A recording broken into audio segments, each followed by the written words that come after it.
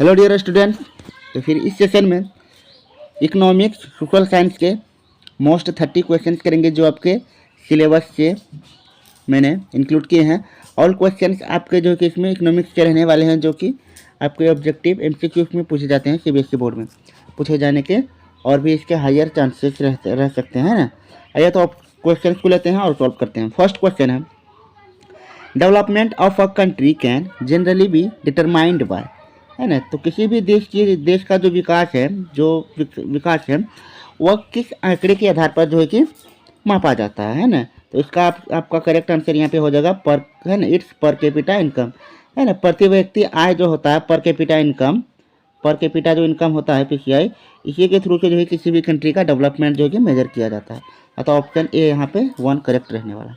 Next देखें, Which of the following neighboring country has better performance in terms of human development than India, है ना। तो India के respect में कौन सा कंट्री इंडिया से बेहतर डेवलपमेंट ह्यूमन डेवलपमेंट इंडेक्स जो है कि परफॉर्म कर रहा है। तो यहाँ पे आपका आंसर हो जाएगा श्रीलंका, है ना। श्रीलंका जो है कि इंडिया से बेटर परफॉर्म कर रहा है in terms of HDI human development index.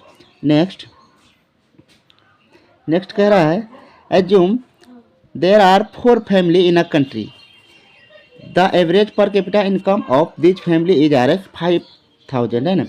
मतलब आपको एवरेज यहाँ पे ए भी इक्वल से दिया हुआ है आपको 5000, ये गिवन है। If the income of 3 families is 4000, 7000 and 3000 respectively, what is the income of the 4th family. मान लेते हैं कि 4th फैमिली का जो इनकम है 4th फैमिली का इनकम जो कि 100 रुपया है। तो एवरेज का यदि फॉर्मूला देखें, एवरेज एवरेज 5000 इक्वल्स हो जाएगा आपका, सभी का सम कर देंगे 4 + 7 हो जाएगा 11 + 3 14 + x हो जाएगा यहाँ पे, है ना। यानी 14000 + x डिवाइडेड बाय आपका 4 फैमिली है तो डिवाइड बाय 4 कर देंगे। यहाँ से आपका जो आ रहा है 5000 × 4 इक्वल से हो जाएगा आपका x + 14000। यहाँ से सॉल्व करने के बाद आपका x का वैल्यू यहाँ पे 6000 जो है कि आ रहा है। अतः ऑप्शन यहाँ पे आपका 4 6000 जो करेक्ट हो जाएगा। नेक्स्ट क्वेश्चन देखते हैं, choose the correct answer. Under employment occurs when, है ना। अंडर एम्प्लॉयमेंट मतलब बेरोजगारी कब जो उत्पन्न होता है, तो इसका हो जाएगा do not want to work, जब वो काम नहीं करना चाहे, है ना। Work or working in a lazy manner, or working less than that they are capable of doing, है ना। ऑप्शन यहाँ पे आपका 3 करेक्ट रहने वाला है। Next, fill in the blanks using the correct option given in the blanket.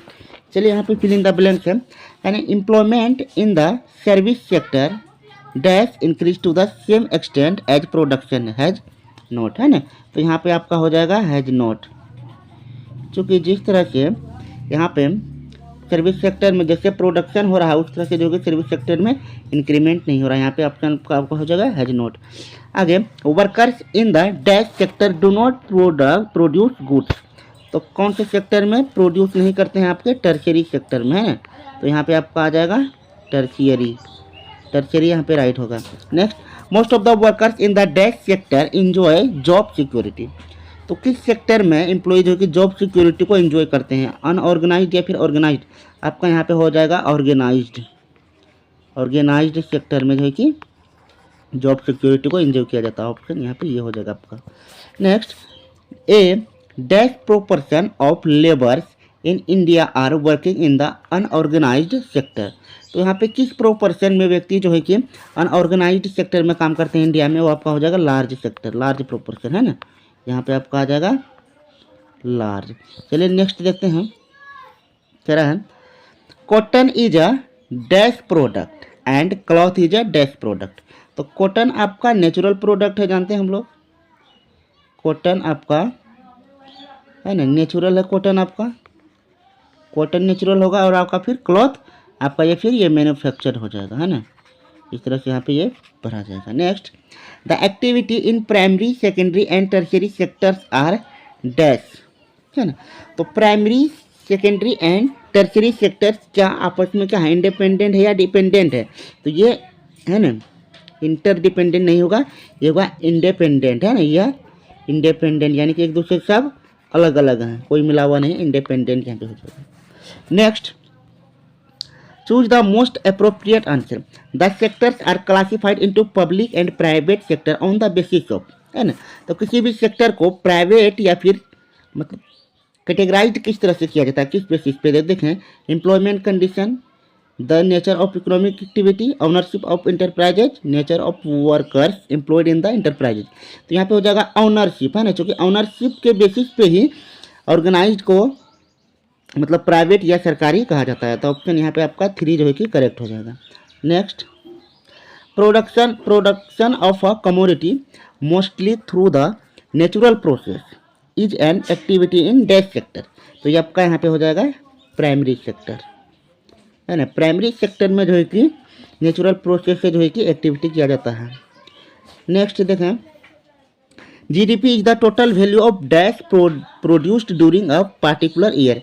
तो आपका जीडीपी जो होता है वो होता है all final goods and service, all final goods and service. Option B यहाँ पे आपका 2 करेक्ट रहने वाला है। Next, in terms of GDP the share of tertiary sector in 2011 to 12 is, है ना। तो जीडीपी का जो शेयर था टर्शियरी सेक्टर का, टर्शियरी सेक्टर में वो 2011 से 12 में वो कितना था, तो वो आपका 53% पॉइंट ऐसे कुछ परसेंट था, जो है ना बिटवीन 50 to 60 के बीच में जो कि आपका लाई कर रहा है। ऑप्शन यहाँ पे आपका 3 जो कि करेक्ट रहने वाला है।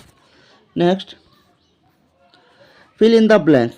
Majority of the credit needs of the dash households are meet from informal sources. तो यहाँ पे आपका देखें, यहाँ पे आपका जो आ रहा है ये हो जाएगा आपका पुअर सोर्सेस। आपका यहाँ पे हो जाएगा पुअर सोर्सेस, यहाँ पे आपका पुअर जो कि फिल होगा।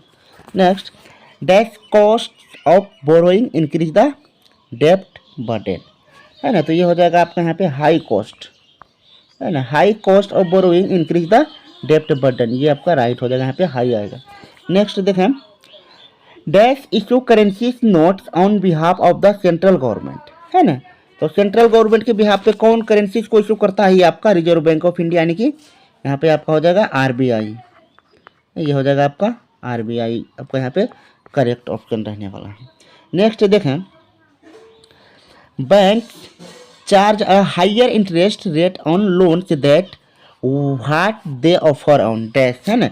तो किस पे बैंक जो है कि किस राशि पे जो है कि अधिक मतलब लोन जो है कि हायर करते हैं, लोन चार्ज करते हैं, तो आपका वो डिपॉजिट पे करते हैं ना।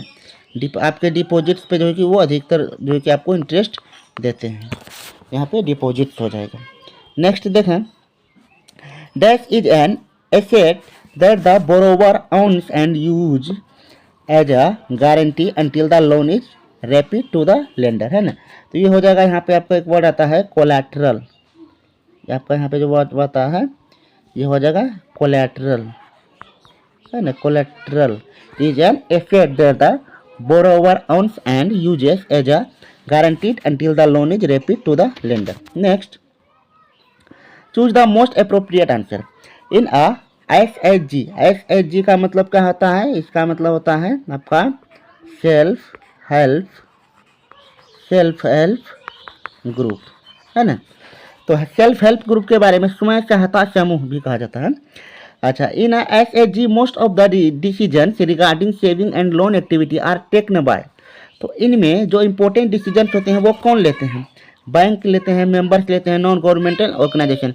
तो इसमें ये दोनों आपका इसमें जो कि ये दोनों गलत हो जाएगा, है ना। आपका इसमें मेंबर जो है कि राइट आंसर हो जाएगा। जो एसएचजी के मेंबर्स होते हैं वही जो कि सारे डिसीजंस लेते हैं।